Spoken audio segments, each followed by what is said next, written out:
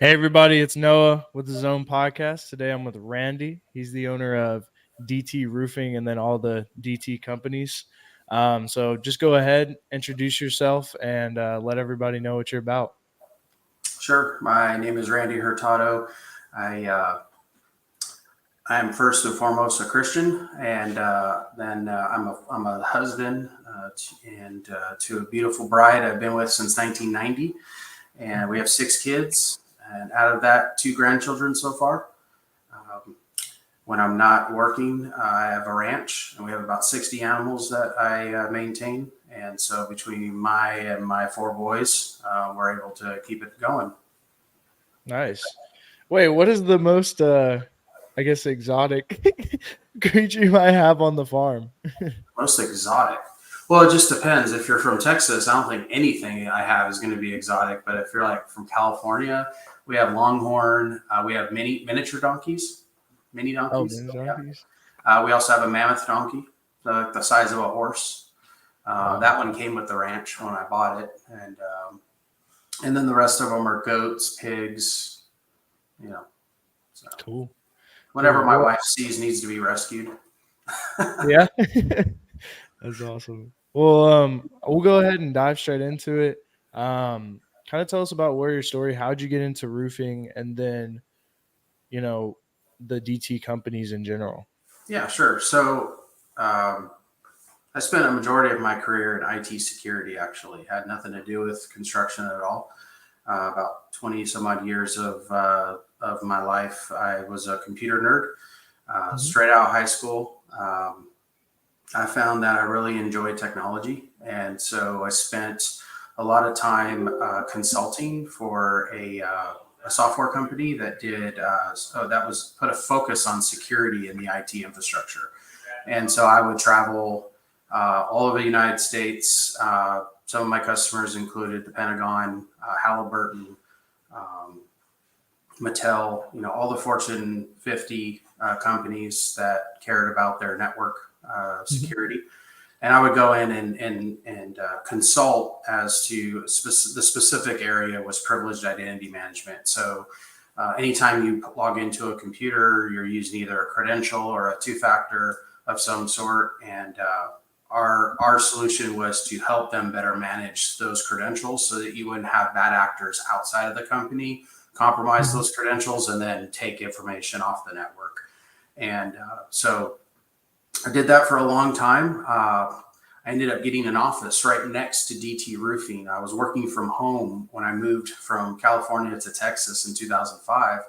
I was working from home, and I realized really quickly that that wasn't going to work out for me. With the kids, especially during the summer, they're super loud and having to constantly apologize for the background noise. And Yeah. now with COVID era, it's a lot more understood that there's going to maybe be a dog barking or a doorbell ringing or a kid screaming, but back then that wasn't as welcomed. And so I ended up getting renting an office next to DT Roofing. Mhm. And I was doing my consulting, my IT security consulting, but being the extrovert that I am, I would kind of go talk to the neighbors and built a friendship with the owner of the then owner, sole owner of the company, Derek Tanner. That's where the Mhm. DT came from. And, we'd grab lunch and he'd ask questions about, business related questions. I didn't really know anything at the time about roofing, but I knew a lot about business. I understood business, sales. Mhm. So I'd give him some ideas. He'd try them, and there's a lot of synergy there. Well, right around that time, my largest customer, who I had been with for about 18 years, got bought out. They got bought out for $100 million, and they didn't need my services anymore. And it was just like that.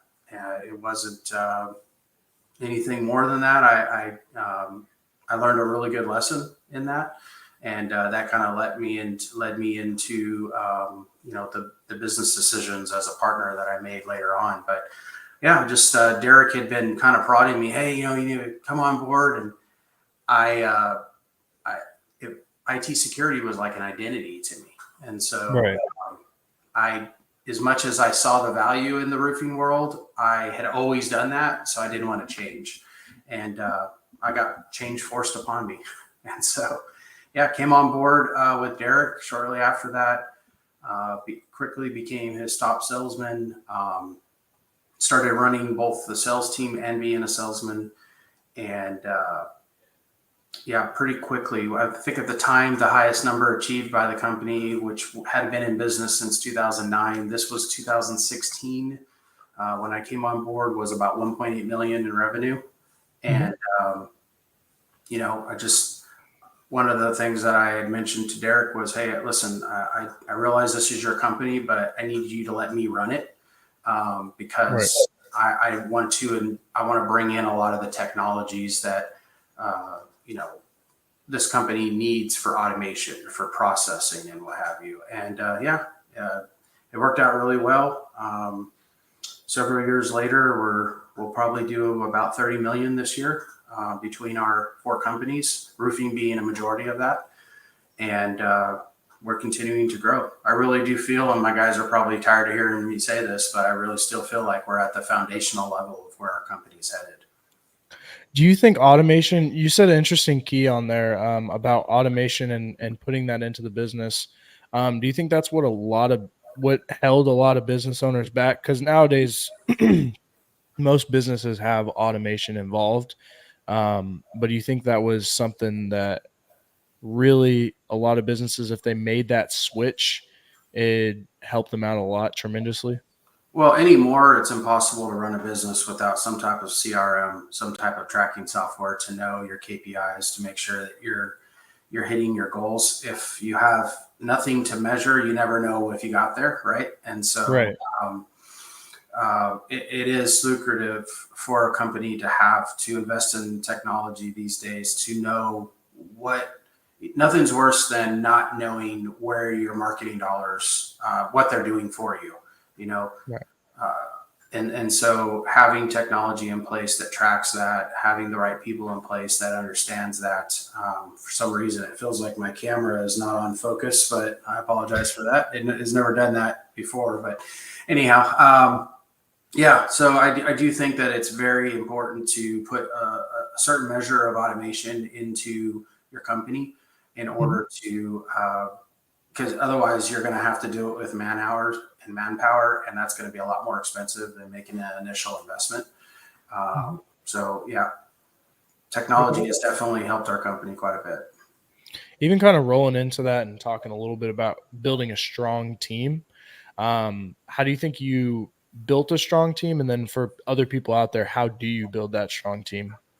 Well, one of the things that was new to me, because prior to coming on with DT Roofing, I was always, even though we were, I had the contract with the company, I had my own funnel. It was almost like my own business that I had to run within that company.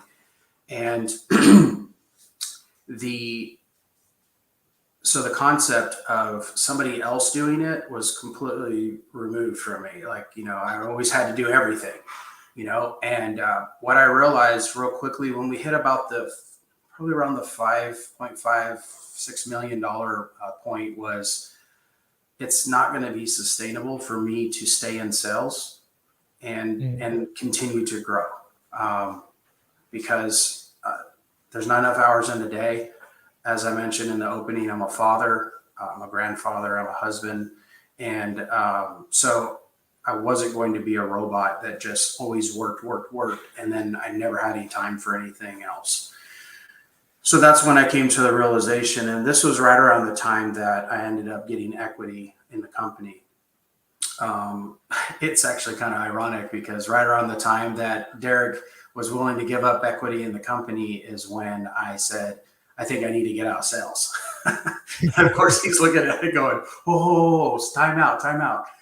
I gave up equity in the company, and now my number one revenue provider is wanting to back out of the thing that brought in revenue. And where I had to bring him mindset-wise was, I'm not able to do this on my own, but I can train people to do it the way I did it successfully. And if I could do that, now it's just a multiplier. And so that's what we did. It actually fell perfect timing right during COVID. And so we had a lot of people in our our area that we knew that were professionals but had never sold anything before. So I have a teacher that works for us now. I have a retired fireman, a radiologist, a construction crew boss for a billboard company that was a nationwide billboard company. These are just a few examples of people that were victim to COVID and lost their jobs. And we saw something in their personality that we felt we could build upon. And so we built our team quite a bit during COVID. And then all we would do is the requirement was they had to go out into the field with me for 2 weeks before ever even getting a lead, and just taking in as much as they can, asking questions during the drives, getting up on the roofs, learning the process, learning the the table conversation, basically from soup to nuts. And then once we felt they were ready, then we would slowly trickle in leads to them, but they'd still have to work it with a senior level person until that person kind of gave them the okay that they got it, that they got it under control. And that's really how we built our team to be as solid as it is today. Yeah, I mean, these guys are awesome. Our turnover rate is very, very low. And it's because we start from the very beginning with an expectation and a culture that is very well defined. And so there's no ambiguity at all about what our expectations are, what their job is. And now it's just a matter of let's get out there and get it done. And now it's a new month. We're back at zero again. Now let's get back up to the top. And so we don't have those eaves and valleys. That was interesting for the I know about shadowing, and I mean almost every job does the shadowing where they're like, hey, you shadow me for a while. But you're saying you had somebody else kind of shadowing them behind them, making sure that they're doing the right thing. And then the interesting thing was funneling leads. So it seems like with most companies, they either give you the leads or they're just kind of like, you go do it. That's your whole thing. We're not going to really funnel you anything. It's just you go do your own business and then you go. Yeah, what I've learned since 16, the majority of companies out there more follow the ladder, and that is go out there, door knock, find your own opportunities. Right. And that's big for us, obviously. These guys are required to, our guys are required to find their own business, and it needs to be a percentage higher than what they're given. But we're also huge we have a round robin. And so every single lead that comes in is, unless it's already owned by somebody in the system, is assigned to the next guy on the round robin. And my VP of sales is very keen on if anyone is taking advantage of that, he'll notice, hey, your self-gens have dropped, notice that you're getting great sales, but it's a majority company generated leads, and kind of just pulling them in and pouring into them just to make sure that they remember the ultimate goal is to build a business within the business for them, their funnel. And we're also pretty open with our guys. And, so there's not a whole lot of secrets within the company. Like our commission structure is very well defined. They can always ask any questions they want after we've submitted the commission report each week. If they disagree with something, or why did I get charged this on this job, and we're pretty open. There's some companies that I've heard that are just like, don't question me. This is what you got. Be happy you got that. We're not about that. Yeah, I've heard so many stories of like people sitting there going on a blitz or something like that, storm chasing, and they should be owed like 30 grand in commissions, and then they leave with 10. Yeah. And it's like you didn't sign anything, bud. Like you're all good. You go back there, you're all good. You didn't sign anything. We didn't do anything like that. And that's why a lot of people, how morally people can do that to somebody. Like I mentioned, we have very little turnover, but we have had a few guys that just didn't fit ultimately. Right. Yeah, but it's if they earned it, they get it, and we'll see the job through and then pay them their commission. And it's not uncommon for a month, 2 months after they've been, they've parted ways with us, that they've got a check in the mail for, their commission for some job that finally paid or what have you.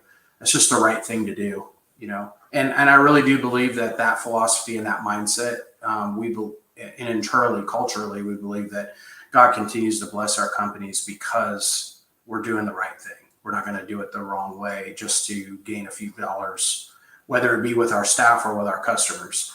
And yeah. So kind of shifting gears a little bit, to be even being on those doors, what's a memorable customer experience that has stood out to you throughout your career? Well, so I leaned on my sales staff when you mentioned this question because they are obviously volume wise they are handling a lot more customers daily now than I am, and some of the funny stories they reminded me of. We've had we've had times where one of our guys was a few doors down and heard a scream, and he ran outside, and a lady's house was on fire. And so What? he ran over, grabbed the hose, and was trying to, keep the flames at bay until the fire department showed up. That was a pretty cool story. Not so cool for the lady that it happened to, but that doesn't happen every day. And another guy, he was in kind of a seedy, shady part of DFW, and he was up on one customer's roof, and he looks down to see a guy pointing a gun at him next door. He thought that the neighbor ultimately, so I believe he had good intentions. He thought that we were trying to break into the house from the roof. And our guy let him know, like, no, we were asked to come inspect this roof. There was one where one of our guys went out, inspected a roof for this elderly lady. And when he knocked on the door to give her the results of his inspection, she invited him in, ended up talking, and we encouraged this, but ended up talking with her for probably 2 or 3 hours. Like you could tell she just, and the way he described it is she just needed somebody to talk to. I don't know if she didn't have family in the area or whatever, but she just wanted to talk. And so he said, while I'm there, I probably saw 4 or 5 of our trucks drive through the neighborhood. So it was probably during a time when there was a big storm, what have you, but he took the time to spend with her. And he said, I even got to pray for her on some concerns that she had and everything. And then he said, as I'm leaving, she said, all right, well, thank you so much for looking at my roof. My grandson's a roofer, so I'm probably going to have him do the roof. And he was like, all right, well, if that changes, just let me know. And sure enough, about 2 weeks later, she reached out. It's like, I decided I don't want to do business with family, so I'm going to let you do the roof. But yeah, it was kind of a funny little moment. But gosh, we deal with so many clients. We probably do right now between 650 and 750 roofs a year. And so that's a lot of customer interaction. And so those are some of the crazier stories. But how do you, with putting on all those roofs, how do you maintain that quality? Well, it's very important for us to make sure that we're not, for example, our crews have been with us longer than I've been with the company. And so they know our quality expectation, and it's not an exception. There's no exception. Like, if they were even, and of course, over time, as we've grown, we've had to find more crews that we can forge that relationship with. But that's really what it's about for us. It's a relationship. I think another mistake that a lot of business owners make is they look at the crews or the quality control guys or what have you as just people that are just out there just doing their thing, and they don't look at them as human beings and build relationships with them. It's amazing how far that will go. I mean, obviously you need to pay the person correctly, but that goes a huge distance when you consider, like, when they're in the moment and it's like, should I? Yes, I need to do that. Because they know not only that that's our requirement, but also it's the right thing to do. And man, these guys treat me right and everything. And so relationships are big for us in that regard. So quality hasn't really ever been a concern for us. In fact, I think the last time I remember receiving a call that got escalated to ownership was a lady. We had a well-meaning material vendor who ran out of regular ridge. And so he sent high-profile ridge at no cost to us, but didn't tell us. And obviously the crew just saw the ridge that was delivered, so they installed it. Well, most customers would be like, awesome. I got an upgraded ridge and hip system. This customer said, my roof looks different than it did before. And Mm, then we realized what had happened.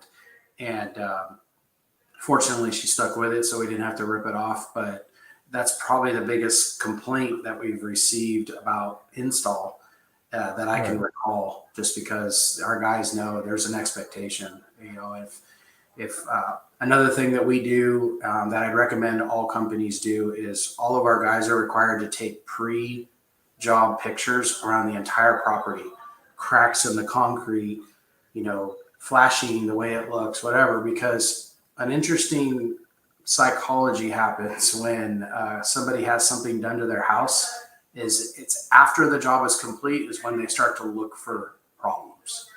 And so Right. where something may have been like that already, they didn't notice it until after they started looking. And so there's been several times it saved our butt, or, you know, we've had a customer claim that we cracked their concrete driveway with the pallets or whatever. And we're like, no, sir. I mean, I'm sorry that you're not happy with that, but here's a photo and it's date and time stamped of that same crack. It was already like that. And they're like, oh, yeah, I guess I just didn't notice. It's like, yeah, most people don't. Or we'll get the counter flashing, you know, counter flashing sticking out, you know, over the step flashing. Well, it didn't look like that before. Well, actually, it did. Here's a photo of we just, you know, painted it after we installed the step flashing appropriately underneath it or whatever. So that is something that we do to make sure, because quality is subjective, right? Right. Um, what I consider quality of person. So quality is not just about the install, but the experience. And so, Mhm. like in those cases where the customer said, well, it wasn't like that before, and you can show them, yeah, it was, that has an impact on them as well. Like, wow, good for them that they actually pay attention to this stuff so well. And Yeah. we end up getting a ton of reviews off of our installs, which is another, from a marketing standpoint, something that we push heavily with our guys is regardless of whether we exchange dollars with a customer to get that review. Because what is a review?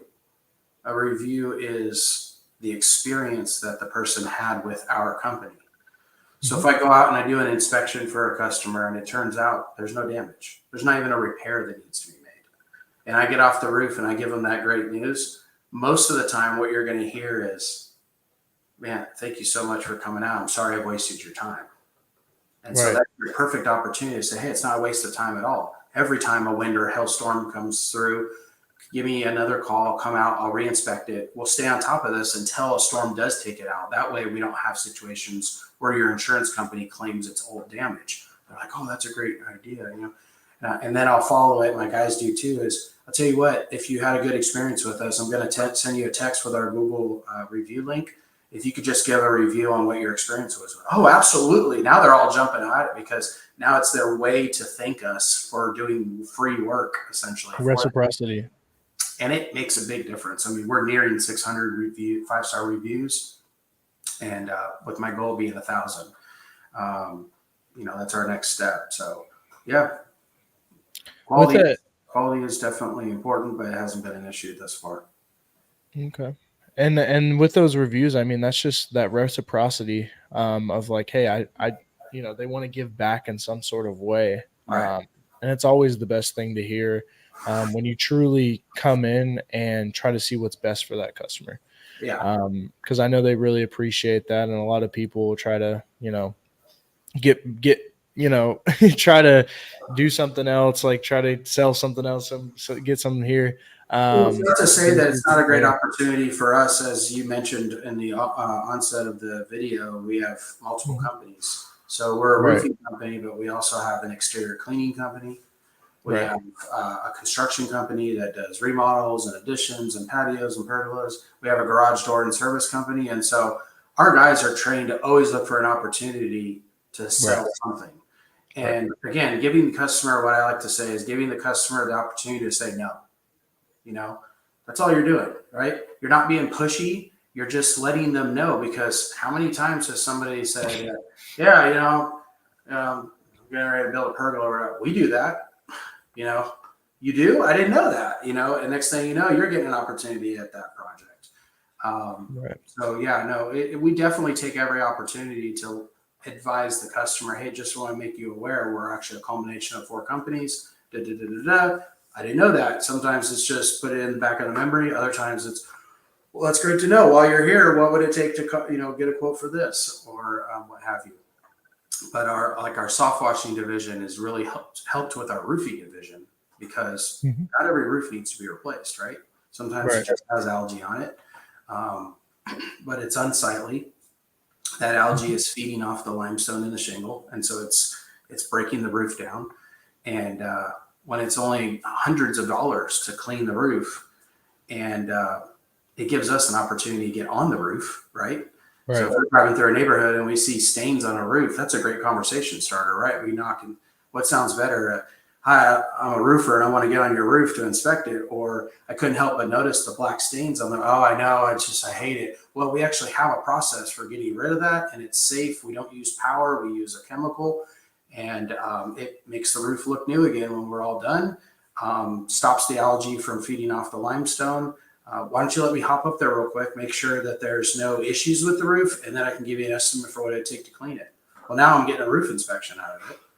And there's been Right. several times where customers called us to give them a quote on cleaning their roof for, it'd been a $450 roof clean, and it turns into a $40,000 claim because we get up there and it has hail damage throughout the whole system. Plus, we sold them a pergola on the back of their house or, painted the house or whatever. So I wouldn't even really call that business a loss leader because it's a profitable company, but it Hmm. definitely is a conversation starter at a much lower price point so that you can start that conversation with the client. Plus, it's also a differentiator. If I'm going up against another roofing company and I have that service in my back pocket, my guys are trained that they can use that as a negotiating point. Now, the company, our exterior company, cleaning company, will still get paid for the work that they do, but it'll come out of the cost of the roofing job. And so they have that as well. I'll tell you what, if that's the only thing hanging you up, how about when we're all said and done, we surface clean your driveway because we're inevitably going to leave some tire marks behind or what have you. Okay, well, yeah, if you'll do that, let's go ahead. And so the guys have that in their back pocket. Yeah, and they're able to put somebody in the right box. They're able to take a more consultative role, and have put them into that box instead of just one thing. And I'm just trying to make that one sale. Right. Um, but kind of switching gears a little bit, going back to the automation piece and bringing in AI. What are your thoughts? So we haven't really done a whole lot of research internally through our marketing department on AI. We have used some third party services. So for example, and I'm only assuming that some of it is using AI. I don't have this Mhm. as a direct understanding, but we work heavily with Directory, which is it's a company that they guarantee every roof that we install with a $20,000 guarantee, which makes us a differentiator. Also, as another key differentiator if we're in a competitive situation, Mhm. especially with the number of people that have been screwed by contractors. And Mhm. part of that partnership is they actually run ads in our area promoting us, right? Because if they know every single job that we do is going to be registered with them, then they go and take some of that revenue that they make off of us and reinvest it into our area to promote us. And some of the ads to me come across a little bit AI-ish. Um, Chat GBT has been pretty cool. I've used it to summarize if there's a book that I'm interested in reading. Actually, a friend in the industry, Cody Klein, gave me this idea. Um, and if I want to know a little bit about a book before I actually take the time and invest in reading it, because I hate reading, I'd rather listen to a book. I'll use Chat GBT to give me an outline of the key points in the book, just to see if Mhm. it's even interesting. But that's probably the extent of where we've used where I personally have used AI Mhm. currently. But yeah, I do see it playing a part, if not a significant part, in multiple facets of business. Period, regardless of whether it's roofing technology. Um, I definitely see it playing a huge part in the future, especially with quickness. At 3 a.m., somebody's, up and they happen to write in, and then a chat bot replies back right away and then can have a conversation with them based on its knowledge of, what it can and can't say. I think that Right. will help. That will help win opportunities. Whereas before, if the person, didn't hear back right away, as unreasonable as that may sound, they may have looked elsewhere. Right. What have you been hearing in the industry in regards to AI? Well, just I have several thoughts on it. It's pretty much just same with the chatbot is something that's really popular right now. That's something we provide over at Scorestone Strategies. Just because you're able to get back to somebody immediately. A lot of voice cloning stuff. So you just have to record one time your voice, and then you can have 50 different email or 50 different voicemails that you can test out to see which one's the best. Mhm. So I just think I think it can become scary in a sense, because it can be like, hey, it's going to be direct to consumer for a lot of things, like shipping a roof to you and stuff, or like installing and paying one click checkout and talking to an AI real quick.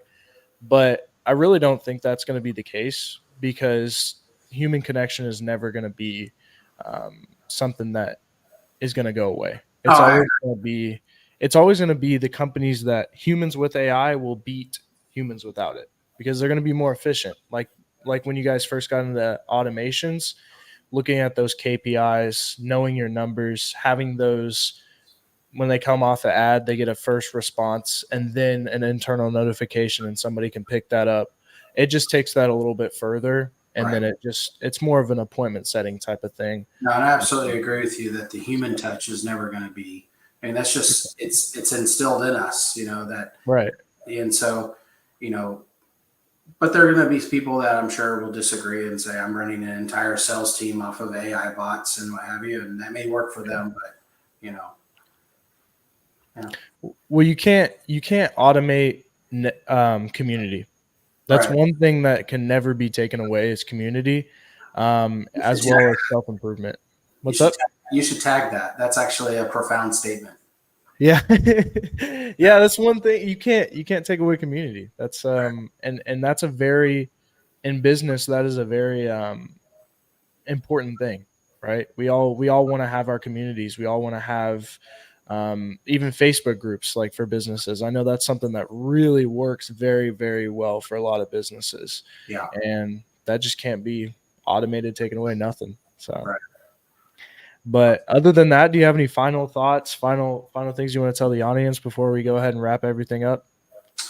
I mean, if there's anything specific that you want me to talk about, I certainly can. But yeah, no, our recent endeavors has been really about partnering with industry movers and shakers to better, not only better understand the industry so that we can better serve our customers and our staff, Mm-hmm. uh, but also make our brand more aware.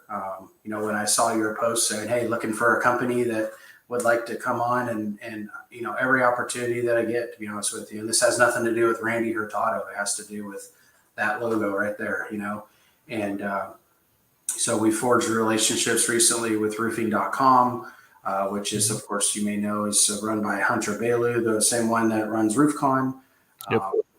uh, with Dmitry Levinsky with Directory, and with Ryan Groth with Sales Transformation Group. That has been an excellent resource for our sales team, not only from the residential sales side, but also the commercial. We're in the process right now of building our commercial brand out. It is going to be a separate company, but still a DT branded company. And where we're putting our emphasis on is less about the full replacements and more about the service relations, Mm-hmm. because it's just a better story and value for the building owner. If you come to somebody and say it's going to cost $1 million to replace this roof, they're probably going to put it off for a long time, especially if they can't put it under an insurance claim. But if you go to them and with some repairs, you take that roof under your shield and say, for this service fee a year, we'll own this roof outside of acts of God or acts of man, um, and potentially extend this roof by 10 to 15 years. Much better value proposition to the building owner or to whoever is maintaining the building. And so that's a process that we're building right now, and we're using Ryan Groth's service section of the STG organization, and it's working out great. So it's a slow move, obviously, because it's an entirely new business. But the success we had on the residential side with our guys and getting that confidence, that door-to-door knocking, and a lot of that also came through people in our industry like Heath Hicks and Ronnie Lawler and the like that really understand door-to-door. They've been a huge encouragement to us to really just.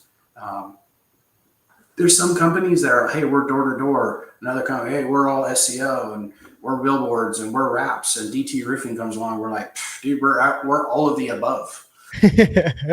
Yeah, everything, but we follow what's working and what's not, so that we're not continuing to dump money. I mean, we ran a report just recently, and we just started doing this particular report, but I think we'd only spent like $3,700 this year on Facebook ads, and it yielded like $500,000 in revenue. And like, wow, that's where I want to spend money, right? You know, if you don't know that information, then you could think that the money that you're spending on this thing over here, this odd magazine that reached out to you 2 years ago that you feel good about being in, but it's not really yielding any leads or opportunity. That'll tell you right out of the gate if you have those type of reports in place. And so our marketing VP, Morgan, is a brain when it comes to that stuff. She's focusing and making sure she understands where the money's being spent and that there's a good ROI on it. So, yeah, I think that's something I kind of wanted to ask a little bit of a question about. You said we do everything when it comes to that. How does a person first starting get into roofing? Do you think they should just try everything at first, or should they stick to one? No. Okay, so I guess I want to clarify the question. So are we talking about the marketing side or the business side? I'm talking about how do we get leads? Like when I first get started as a roofing company, how am I getting leads? So it's actually an answer from both sides. And I'm actually going to be speaking on this at the Roofing Process Conference in December, the one that Dmitry Lipinski runs. The title of the talk is Master of None. And I think a huge, and this isn't a message for everyone, because there's going to be somebody that says, well, I do it that way and I've been successful. Great. But it's just not the norm in my research. And again, I'm speaking from this from a perspective, an outsider perspective. I was a computer nerd. You know, I would spend 2 weeks at the Pentagon with the Office of Secretary of Defense, keeping China out of the network. So I came into this industry knowing nothing about the industry. So and now here we are today, and the success we've had. So what I'm about to share has been studying the market and studying the industries. Try to offer a single service and get known for that first, because there's far too many guys out there that are like, you know, Chachi's chicken and oil change. You know, they're trying to be everything to everyone, right? Yeah. So it's roofing, siding, painting, windows. And so when you're trying to be everything, and an English teacher would hate me saying it this way, but for alliteration purposes, when you're trying to be everything to everyone, you end up being nothing to no one. And so where our success came about was focusing on roofing. Roofing is our thing. We're really good at roofing. Okay, good. And what would happen naturally is you're sitting there looking at the end result with the homeowner, like, man, I love my roof so much. Now I just need to get the house painted, or now I just need to do something about that siding. Well, what happens? We've built that brand recognition where after a while we started saying, why aren't we doing construction as well? And so we built Kingdom Builders Construction out of it, a DT company.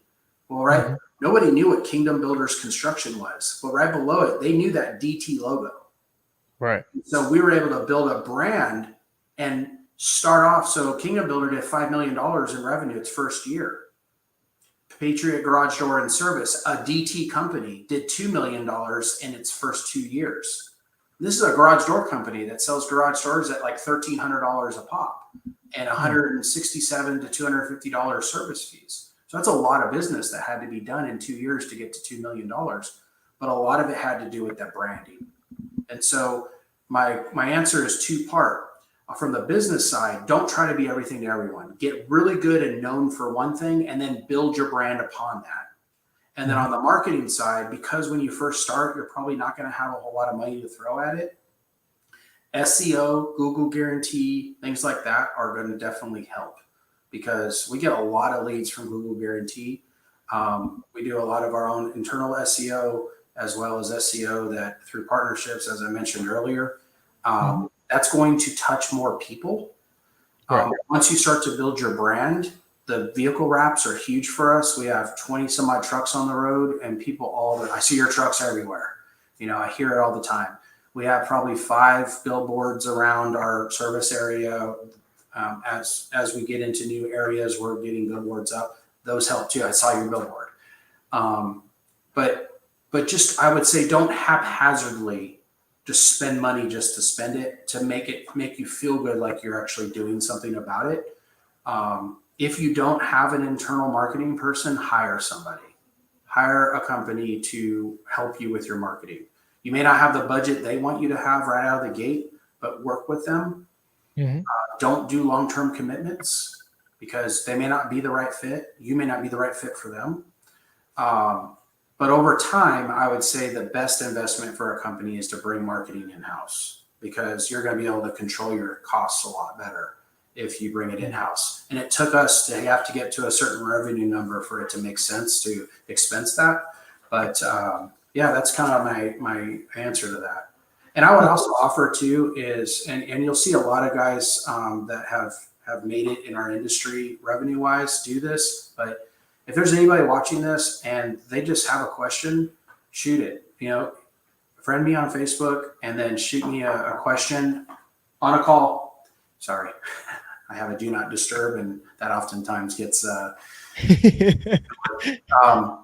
send me a message. I love seeing people succeed. I am friends with my competitors locally, right. And that is unheard of.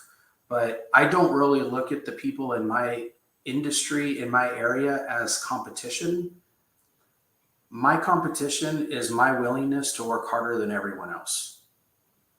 They're just trying to do the same thing. So I have nothing but respect for them. If a customer chooses them over me, then good for them. I'm going to get my piece of the pie, and a little bit of everyone else's is my mindset. And that's the mindset, our culture that we have internally, but we're going to do it the right way. So if you're starting out in our industry, or you're starting out in any service-based industry, and you just have questions like, hey, how do you get in with real estate agents? How do you get in with insurance? I'm actually building a program right now with Ryan Van Fleet, a referral program, but it has nothing to do with lead generation in its traditional form. It has to do with a B2B section that I believe is underserved right now, about relationship building with people who could sell for you. So like 30% of our revenue is real estate transactions, insurance agents calling us and asking us to inspect roofs for clients that are about to sign an insurance claim or a contract for, property managers. Those are relationships that most people are not building. And during slow times, that's the stuff that feeds you. When there's no storms happening, but a leak happens or whatever, we're getting calls daily from these people. So building relationships with those B2Bs, building value to them, for them, makes a huge difference. And especially if you're just starting, that's where you need to focus. That's free leads. That's free, because it's just your time. Tomorrow we're going to be in front of a real estate office locally that wanted us to meet with them, and we're bringing them breakfast, and we're going to let them know what we do and the value impact of that. Like, don't wait until you have a buyer on the hook and a home inspection report comes back saying the roof is hammered. Let us do the inspection when you're listing the property, right? If there's truly any issues with it, we're going to get them addressed prior to you having a buyer on the hook. And if, God forbid, it has to be replaced through an insurance claim, we'll get that process started. Now you can update your listing with brand new roof, right? Now it's a better value for whoever's looking to buy it. And if you have a roofing inspection report prior to the home inspection report happening, most of the time the home inspection reports never have anything to do with the roof because they're not going to contradict what a professional said. And so that's just like a little advice right there for somebody watching that is starting out or wanting to know how to create more opportunity within their organization. Even with that, just to clear, I just wrote it down. One more thing was like, with finding those affiliates, how do you differentiate yourself? Because I think a lot of people, you can go up to a guy and he's like, man, I've been using this roofer for like 5 years, right? Mm-hmm. It's like, should you just move on from that person, or is there like a way where you can be like, well, here, I do it a little bit different. Let me show you where I'm So at. it is important it is important. Well, the number one rule is never disparage, because Right. what you think you're disparaging, you're actually disparaging their decision making process, right? Because if somebody said, I already have somebody, Mm-hmm. they made that decision. So as Right. soon as you start to disparage that decision, they're gonna, at best, they're just gonna smile at you and go, okay, well, let me have your card, and then never call you. At worst, they're gonna be like, well, I'm very happy with who I use, so thank you for your time. You don't even know who I use, so how are you talking bad about them, whatever. Yeah. But knowing what your key differentiators are, and then this is a favorite phrase that I love to use, and it gets me in the number one spot a lot. And when I say me, I mean our company. And that is, I would love to be your number two guy. I would love to be that guy that if the other guy can't get to it or doesn't answer, just give me a shout. And then you can compare the differences between our service to That's that right powerful. there will always get you in the door, because they're like, well, thank you so much. Yeah, I'm definitely going to put you in right now. And that gets us, we become the number one guy, because now we're able to show the difference. You could talk all you want. I could sit there and tell you everything great about my company. Well, of course I'm going to say that, right? But when you experience it, you're like, these guys are the real deal. They put me ahead. They heard that option period was over in 2 days, and they said, you know what? I'm packed today, but I'm going to make this happen. You will have a report by the end of the day in your email. Send me your email address. And they're like, oh my gosh, like this guy prioritized me and everything. It makes such a big difference, because most of the time the guy they use is just like somebody that they met at some point, and hopefully he answers his phone or answers his text, or maybe he's providing the value that they're looking for. And if he is, good for him. He did his job, and he or he should continue to work with them. We're not looking to steal anybody from anyone, but if they want to experience the DT way, love to be your number two person. And it does make a big difference. That's a really powerful thing, because a lot of people will either discount it and be like, or they'll try to push it or stuff like that. And I haven't heard that yet. And that is probably one of the most powerful things that somebody could hear. So if you're hearing that use that, because I've never used that before. That is something that, be the number two, be fine with being the number two spot, because at least you're in the race. That's right. If you're not in the first part, like in the race, as long as you're in the race, you're still there. Right. And if we're doing our job, then we should be able to get in that number one spot fairly quickly. Unless the other guy is doing it the way we offer it, and there's not really that value difference seen, then we didn't do our job, and we don't deserve that relationship. Right. Well, other than that, it's been awesome to have you on here, Randy. I'll put all of your links in the description. This is live on Facebook and YouTube, so I'll go ahead and at you on there. And then for everybody else out there, this is another one, and I'll catch you guys later. Appreciate it. Take care, guys.